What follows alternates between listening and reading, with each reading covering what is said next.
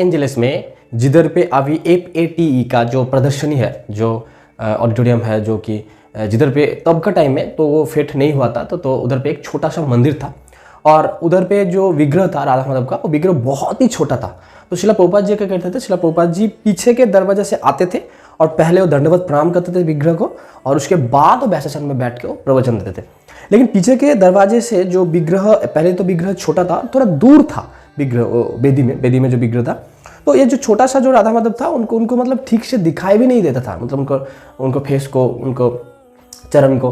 तो एक बार क्या हुआ कि शिला प्रभुपाद जी आए और पीछे के दरवाजे से दंडवत प्रणाम किए और दंडवत प्रणाम करके जब उन्हें उठा और बैसासन में जाने ही वाला था, तो शिला प्रभुपाद जी कुछ उनको कुछ हलचली हो रहा था और उन्हें बोला कि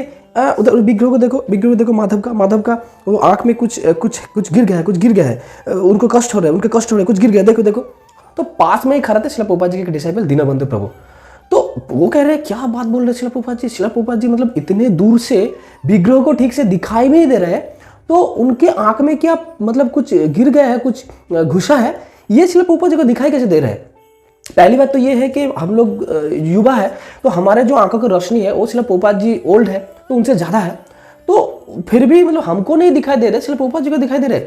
तो वो बोले नहीं शिला प्रभुपाद कुछ भी नहीं है, तो हम लोग को तो कुछ दिखाई नहीं दे रहे, हम लोग ठीक से मुंह भी नहीं देख पा रहे, तो हम लोग कैसे देख पाए। तो नहीं शिला प्रभुपाद जी नहीं मान रहे, नहीं कुछ है, उनको कष्ट हो रहा है, देखो उनका आँख में कुछ गिर गया है, देखो तुम लोग देखो। तो जो इधर उधर जो पुजारी थे, वो पुजारी लोग आए, 2 पुजारी लोग, और शिला प्रभुपाद जी क्या हुआ शिला प्रभुपाद देखो उनके माधव का आँख में कुछ गिर गया है, उनको कष्ट हो रहा है, उनको देखो। तो पुजारी लोग भी ऐसे देखने लगे, अरे शिला प्रभुपाद जी कुछ भी तो नहीं हुआ, मतलब ठीक से तो दिखाई नहीं दे रहे, तो क्या बोलेंगे ना, तुम लोग सामने जाओ जाके देखो। तो पुजारी लोग सामने गया, तो एकदम पास जाके पुजारी ने देखा हाँ कि माधव का जो तिलक लगाया जा रहा था, तब वो तिलक का एक बूंद माधव का आँख में गिर गया था, मतलब उनको पास में ही देखना बहुत कष्ट है। तो वो लोग शॉक्ड हो गए कि शिला प्रभुपाद जी इतने दूर से, इतना मतलब शिला प्रभुपाद जी की उम्र तब 70 साल से भी ज़्यादा था, तो उनको इतने दूर से एकदम मतलब वो बालू की तरह इतना छोटा सा कुछ गिर गया, वो दिखाई कैसे दिया। तो शिला प्रभुपाद जी ने इसके द्वारा उन्होंने मैसेज दिया कि भगवान कोई मूर्ति वगैरह नहीं है, भगवान है साक्षात ब्रजेंद्र नंदन, विग्रह नाउ तुम्हें साक्षात ब्रजेंद्र नंदन।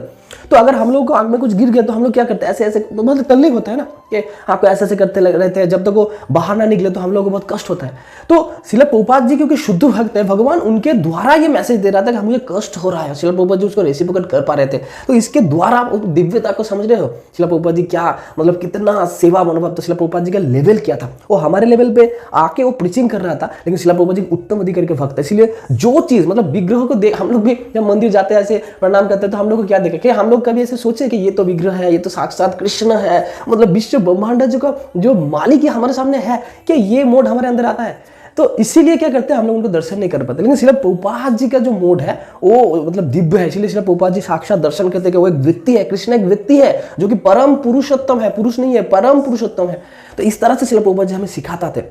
उसी दौरान शिला प्रभुपाद जी सेवा भाग हमें सिखा रहा है कि सेवा जब करना चाहिए ना, तो भगवान को मान के चलो कि ये जो भगवान का सेवा है, मतलब हम लोग विश्व ब्रह्मांड के जो मालिक है उनके सेवा कर रहे हैं, ऐसे नहीं कोई मूर्ति को ऐसे ठीक है चलो ऐसे करो, नहीं। जगत गुरु शिला प्रभुपाद की जय, हरे Krishna. Thank you for watching our video. Jai Srila Prabhupada.